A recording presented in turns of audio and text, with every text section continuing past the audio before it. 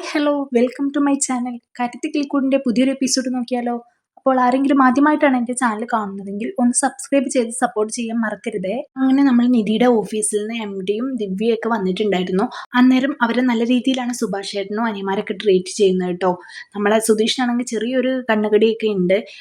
അവള് വലിയ രീതിയിൽ മൈൻഡൊന്നും ചെയ്യുന്നില്ല നിധി. പിന്നെ കൂടാതെ അവളും ഒരു കസിൻ ബ്രദർ ആണെന്നാണ് കേട്ടോ പറയുന്നത്. അതൊക്കെ അവനെ ഹേർട്ട് ചെയ്യുന്നുണ്ട്. അങ്ങനെ അവർ പോകുന്നതിന് മുമ്പ് ഇവിടുന്ന് ജ്യൂസൊക്കെ കുടിക്കുന്നുണ്ടായിരുന്നു. അങ്ങനെ ജ്യൂസൊക്കെ കുടിച്ച് അവരുടെ വീട് നോക്കലൊക്കെ കഴിഞ്ഞ് അവരോട് പോവാൻ നിൽക്കുമായിരുന്നു. അന്നേരം നമ്മളെ സുധീഷ് വേഗം പോയിട്ട് കാറിൻ്റെ ഡോറൊക്കെ തുറന്നു കൊടുത്തിട്ട് ആളാവാൻ നോക്കുന്നുണ്ട്. പക്ഷേ ബാക്ക് ഡോറാണ് അവൻ തുറന്നു കൊടുക്കുന്നതെങ്കിലും ഫ്രണ്ടിലാണ് കേട്ടോ നമ്മളെ നിധി കയറുന്നത്.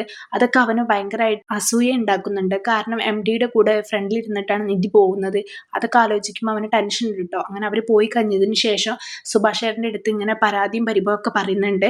വീട്ടിൽ പണിക്കാരൊക്കെ ഉണ്ട് കേട്ടോ.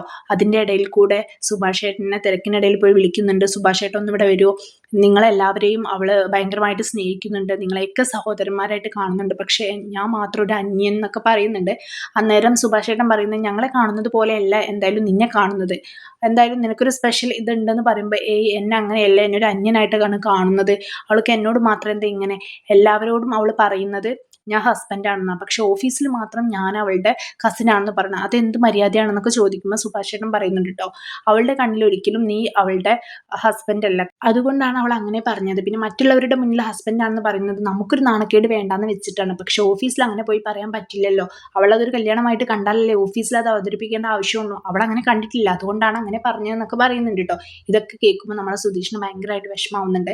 അവൻ പറയുന്നുണ്ട് നിങ്ങളൊക്കെ അവളെ ഭയങ്കരമായിട്ട് സ്നേഹിക്കുന്നുണ്ട്, പെങ്ങളെ പിന്നെ അതുപോലെ തന്നെ ഏടത്തി എന്നൊക്കെ വിളിച്ച് സ്നേഹിക്കുന്നത് കൊണ്ടാണ് അവൾക്ക് എൻ്റെ സ്നേഹം വേണ്ടാതായി പോകുന്നത്. സ്നേഹം കൂടുതൽ അവൾക്ക് കൂടുതലായിട്ട് ഇവിടുന്ന് കിട്ടുന്നുണ്ട്, അതുകൊണ്ട് അവൾക്ക് എൻ്റെ സ്നേഹം വേണ്ട. ദയവ് വിചാരിച്ച് നിങ്ങൾ ആരും ഇനി അവളെ പഴയതുപോലെ സ്നേഹിക്കാതിരിക്കുക, എന്നാൽ മാത്രമേ അവൾക്ക് എൻ്റെ സ്നേഹം കാണാൻ പറ്റുള്ളൂ എന്നൊക്കെ പറഞ്ഞിട്ട് അവിടുന്ന് പോകുന്നുണ്ട് കേട്ടോ. അപ്പം അതൊക്കെ കാണുമ്പോൾ നമ്മൾ നികേഷ് പറയുന്നുണ്ട് ഇത് ഹരീഷേട്ടൻ പറഞ്ഞതുപോലെ തന്നെ തലയ്ക്ക് കുറച്ച് പ്രാന്താന്ന് തോന്നുന്നു, ടോക്സിക് ആണ് ആളെന്നൊക്കെ പറയുന്നുണ്ട് കേട്ടോ.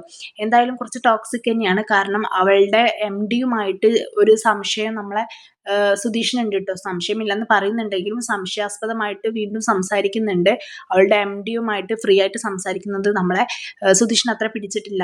ഓഫീസിൽ ഇങ്ങനെയുള്ള ആളുകളൊക്കെ ഉണ്ട്, പിന്നെ പ്രത്യേകിച്ച് അവൾക്ക് എന്നോട് പ്രത്യേകിച്ച് ഫീലിങ്സ് ഒന്നും ഇല്ലാത്തതുകൊണ്ട് ചിലപ്പോൾ അവൾക്ക് ഇഷ്ടമാവാൻ കാരണം ഉണ്ടാ, അതുകൊണ്ട് തന്നെ അങ്ങനെ എന്തെങ്കിലും സംഭവിക്കണമെങ്കിൽ ഞാൻ അവനെ എന്തായാലും കൊല്ലും സുഭാഷ് ചേട്ടാ എന്നൊക്കെ പറയുന്നുണ്ട് കേട്ടോ. എന്തായാലും ആൾക്കിപ്പോൾ കുറച്ച് പേടിയൊക്കെ ഉണ്ട്.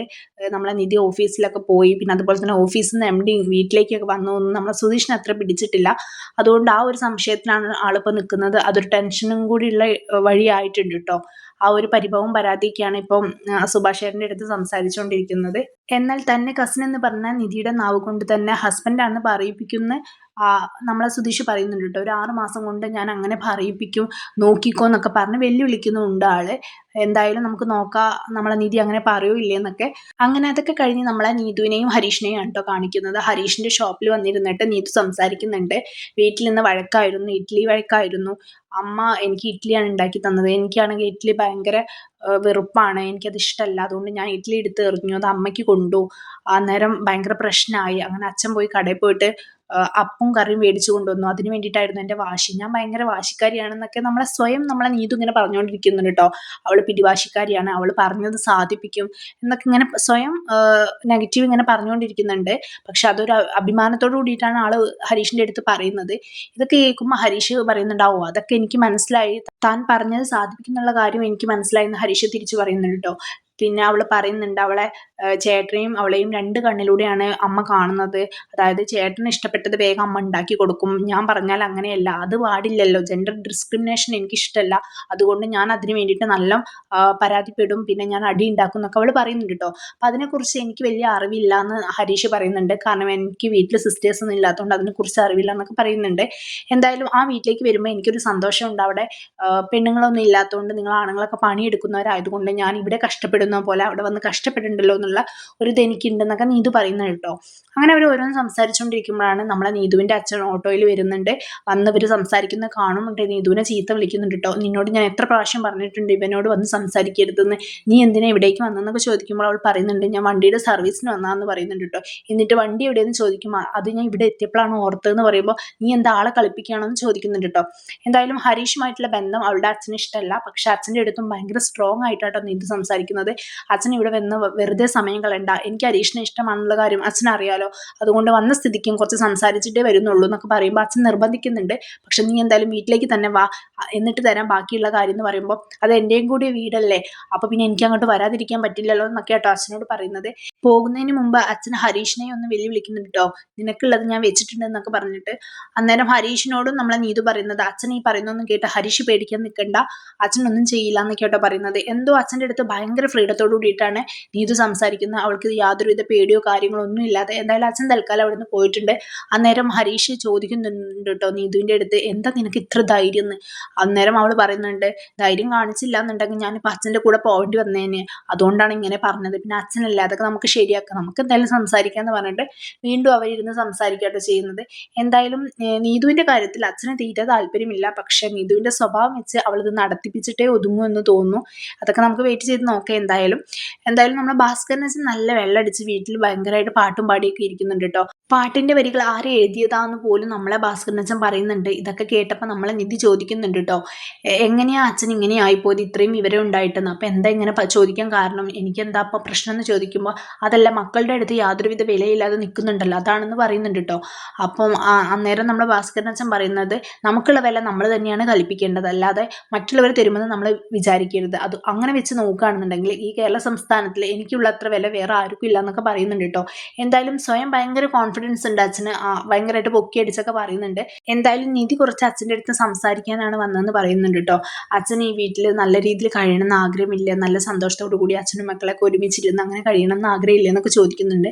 അന്നേരം അച്ഛൻ പറയുന്നുണ്ട്, ഓണത്തിനും വിഷുവിനൊക്കെ ഒരുമിച്ചുണ്ട് ഉണ്ട് പടക്കമൊക്കെ പൊട്ടിച്ച് അങ്ങനെയാണോ ഉദ്ദേശിക്കുന്നതെന്ന് ചോദിക്കുമ്പോൾ അങ്ങനെ തന്നെ, എല്ലാവരും നല്ല ഹാപ്പിനെസ് ആയിട്ട് എന്നൊക്കെ പറയുന്നുണ്ട് കേട്ടോ. അച്ഛന് കാര്യം മനസ്സിലായി. പക്ഷെ വളച്ചൊടിച്ചത് അച്ഛൻ്റെ ഭാഗത്തുള്ള തെറ്റുകൊണ്ടല്ല, മക്കളുടെ ഭാഗത്തുള്ള തെറ്റുകൊണ്ടാണെന്നുള്ള രീതിയിലാട്ടോ ലാസ്റ്റ് നമ്മളെ ഭാസ്കരൻ അച്ഛൻ സംസാരിക്കുന്നത്.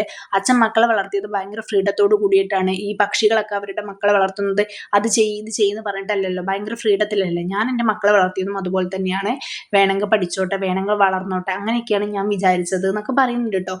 എന്തായാലും അതിന് ഉത്തരമായിട്ട് നമ്മളെ നിധി പറയുന്നത്, അച്ഛൻ പക്ഷികളെയോ മൃഗങ്ങളെയോ ഒരിക്കലും കൂട്ടി യോജിപ്പിച്ച് പറയാൻ പാടില്ല. കാരണം അവരൊന്നും സ്വന്തം കുഞ്ഞുങ്ങളെ സ്വന്തം അമ്മയിൽ നിന്ന് അകറ്റി നിർത്തിയിട്ടോ ഒളിപ്പിച്ചു വെച്ചിട്ടോ ഇല്ല എന്നൊക്കെ നമ്മളെ നിധി ഇങ്ങനെ പറയുമ്പോൾ നമ്മുടെ ഭാസ്കരൻ അച്ഛൻ ആകെ ഷോക്കായി നിൽക്കുകയായിട്ട് ചെയ്യുന്നത്.